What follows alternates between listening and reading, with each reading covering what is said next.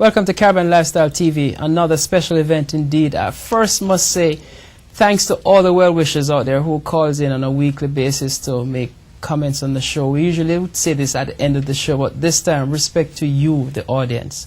We have another special guest here for you this week, a person who needs no introduction, but protocol says I should.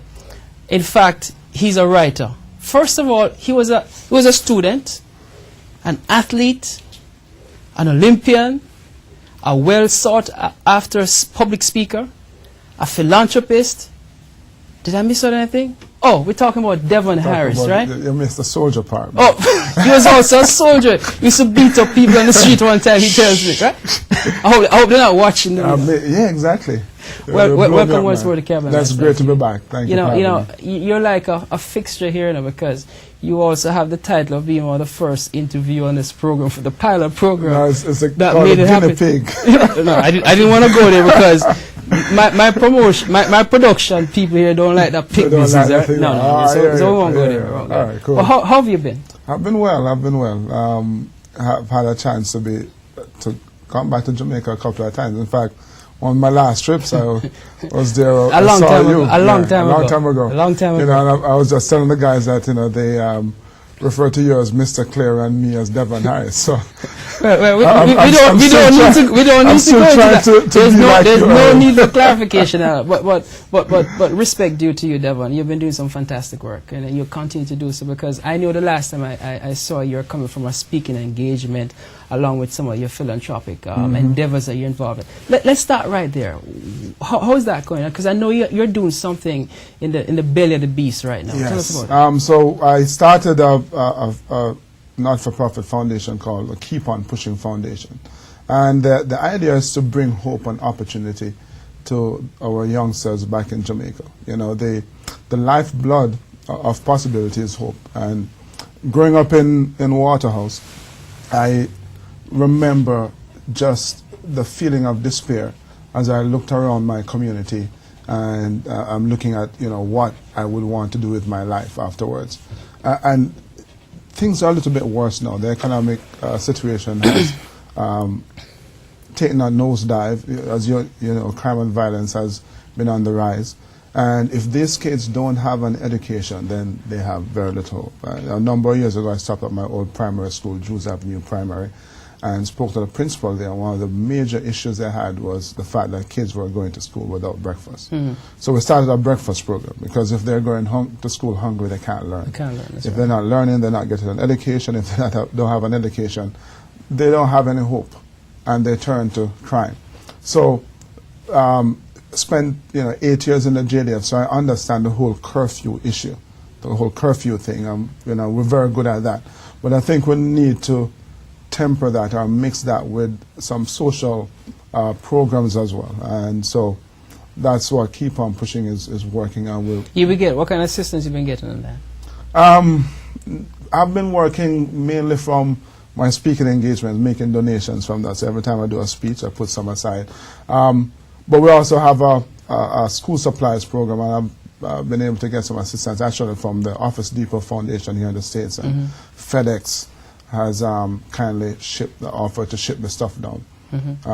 But in terms of assistance from the wider Jamaican population here in New York, not much yet. Well, let me ask you, is it because of ignorance on our part of the existence?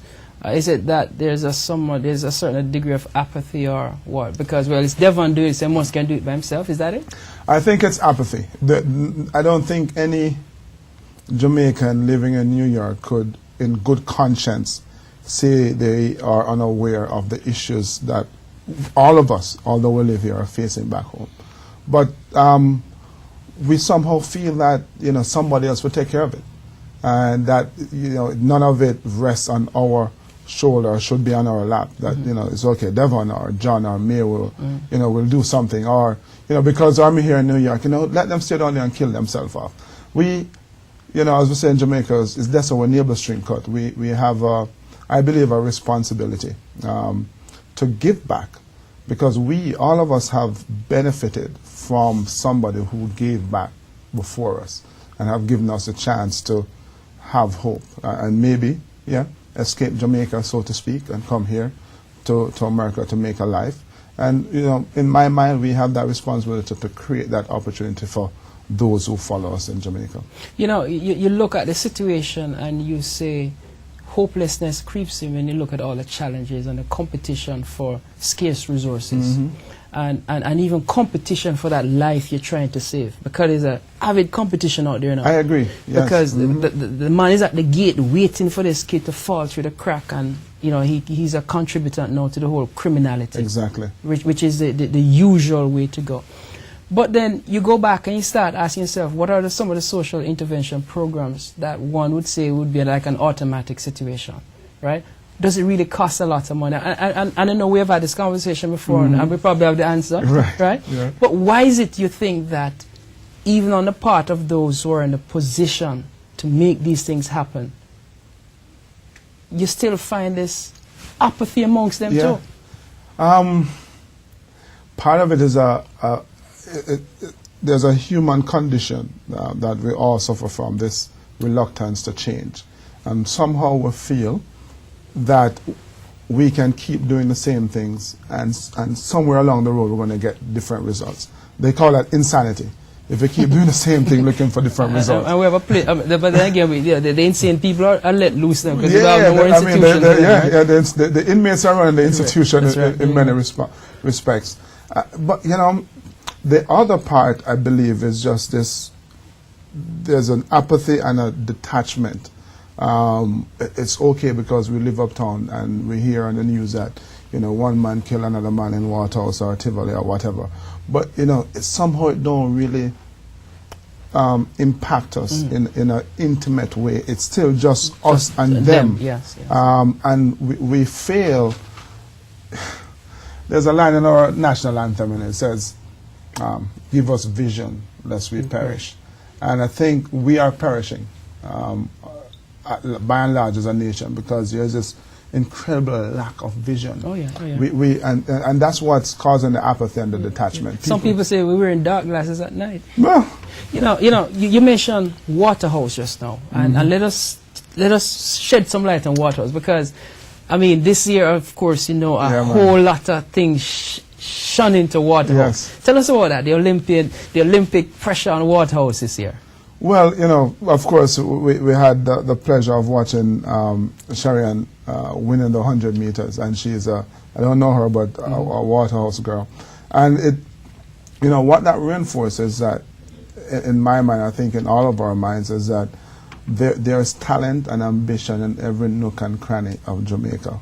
And it's a shame when we don't have avenues, institutions and programs to help these young people shine and live up to their full potential, because they benefit, but all of us benefit as well. Because the pride that came out of that community, you know, I was able to drive down there and I felt great. I see how the people clean up the place, the whole shebang. I mean, it tells you that you're absolutely correct, that in every corners of our society that exists, but why is it can't be a natural?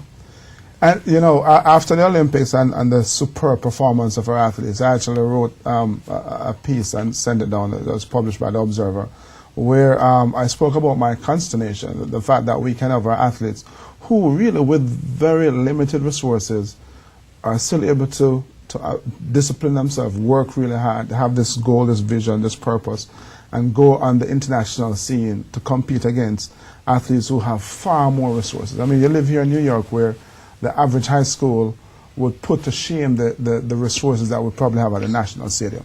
And yet our athletes are able to go on the international scene and dominate and do so well. Well, what is the difference between them and us? We're eating the same food, drinking the same water, breathing the same air. It's vision and discipline and a desire to work hard and be focused. That is sadly lacking in the rest of our society.